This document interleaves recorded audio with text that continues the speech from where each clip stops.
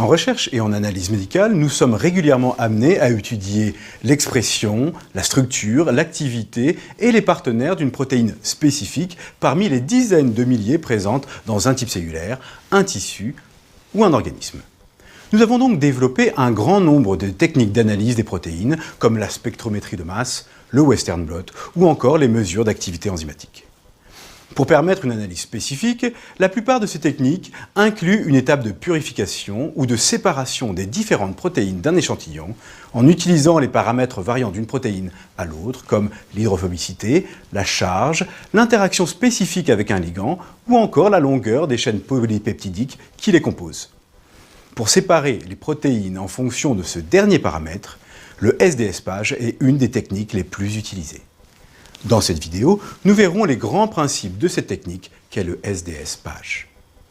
SDS-PAGE. Cet acronyme anglophone est riche en informations sur la technique. Le E pour électrophorèse nous indique que nous allons mettre en mouvement des molécules chargées dans un champ électrique. PAG pour polyacrylamide gel. C'est le support dans lequel les molécules vont être mises en mouvement. Et SDS nous indique que la séparation se fait en présence de sodium dodécylsulfate, un détergent anionique utilisé pour dénaturer et charger négativement les protéines de notre échantillon. Je vais maintenant reprendre avec vous chacun de ces éléments séparément. L'électrophorèse, le gel de polyacrylamide et la préparation des protéines avec le SDS. Reprenons tout d'abord les enseignements du physicien. Lors d'une électrophorèse, une molécule sphérique de rayon R de charge Q en solution dans un fluide de viscosité état est baignée par un champ électrique de valeur E et soumise à deux forces.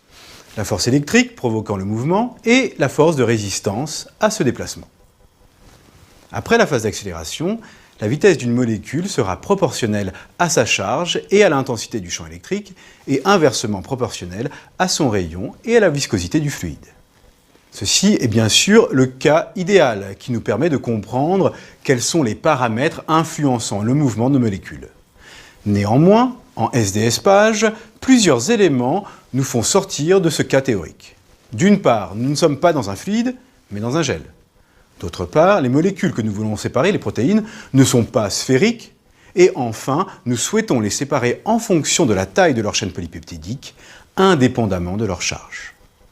Explorons maintenant ces deux paramètres que sont d'une part la nature du gel de polyacrylamide et d'autre part le traitement que nous allons devoir appliquer aux protéines pour effectuer un SDS-PAGE. Découvert à la fin des années 50, l'acrylamide a très vite été utilisé en biologie car il est doté de plusieurs propriétés intéressantes. Il est optiquement transparent, même aux UV, il est électriquement neutre et nous avons la possibilité de contrôler la taille des pores qu'il va former dans un gel. Au niveau moléculaire, ce gel est formé par la polymérisation dans un fluide de monomères d'acrylamide en longues chaînes de polyacrylamide. Ces chaînes sont ramifiées par l'inclusion dans la solution d'un comonomère bifonctionnel, le bisacrylamide. Cette polymérisation est catalysée par l'ajout de persulfate d'ammonium et de TMED. L'expérimentateur contrôle la concentration d'acrylamide qu'il met en solution. Or, comme nous l'observons ici sur ces micrographies de gel de polyacrylamide prises en microscopie électronique, plus nous augmentons la concentration d'acrylamide, plus la taille des pores que forme le gel est réduite. L'expérimentateur pourra ainsi moduler la taille de ce tamis moléculaire selon ses besoins. S'il utilise des concentrations en acrylamide réduites, le maillage de faible densité n'offrira que peu de résistance aux protéines de petite taille qui seront à peine séparées les unes des autres. Par contre, cette densité sera idéale pour séparer les protéines de haut poids moléculaire. Inversement, dans un gel préparé avec de fortes concentrations d'acrylamide, la taille des pores sera si réduite que les protéines de haut poids moléculaire pourront à peine s'y mouvoir, alors que les protéines de faible poids seront nettement séparées. Nous avons donc notre support, passons aux échantillons. Dans le cas idéal, nous avons vu que les deux variables intrinsèques à la molécule mise en mouvement sont sa charge et son rayon, considérant qu'elle a la forme d'une sphère. Or, dans la technique du SDS-PAGE, nous souhaitons séparer les chaînes polypeptidiques composant les protéines uniquement en fonction de la taille de leur séquence en acides aminés. La nature des protéines soulève deux obstacles pour atteindre cet objectif. Tout d'abord, chaque protéine est définie par une séquence d'acides aminés spécifiques dont certains résidus auront une charge propre à un pH donné. Prenons par exemple ces deux pentapeptides. À pH neutre, le premier aura une valeur de Q égale à la charge élémentaire E, alors que le second aura une valeur de Q de moins 2E. Ainsi, s'ils ont la même taille, lors d'une électrophorèse, ils migreront dans des directions opposées et le second migrera 2 fois plus vite que le premier. Donc, si nous souhaitons séparer les chaînes polypeptidiques uniquement en fonction de la taille de leur séquence, il faut s'émanciper de l'hétérogénéité de leur charge. Le deuxième obstacle est leur organisation dans l'espace. Chaque chaîne polypeptidique adopte une structure tridimensionnelle et un niveau de compaction qui lui est propre. De plus, plusieurs polypeptides peuvent s'oligomériser. Ces différents paramètres influencent bien sûr le déplacement des chaînes polypeptidiques dans un tamis moléculaire.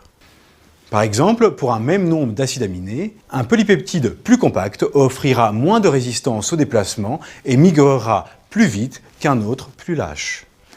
Cette organisation dans l'espace des chaînes polypeptidiques est stabilisée essentiellement par des liaisons faibles entre acides aminés de la chaîne polypeptidique et entre les acides aminés et le solvant. Donc, pour pouvoir séparer les chaînes polypeptidiques en fonction de leur taille, il nous faut les dénaturer, c'est-à-dire leur faire perdre leur conformation tridimensionnelle, en rompant les liaisons faibles stabilisant cette structure. C'est grâce au sodium de décylsulfate, ou SDS, que nous allons pouvoir nous émanciper, au moins partiellement, des biais que constitue cette hétérogénéité de charge et de conformation. Le SDS est un détergent, donc il est amphiphile. En interagissant à la fois avec les parties hydrophiles et hydrophobes des protéines, il rompt les liaisons faibles qui stabilisaient d'une part la structure tridimensionnelle du polypeptide et d'autre part l'association de plusieurs chaînes polypeptidiques entre elles. De plus, le SDS est anionique.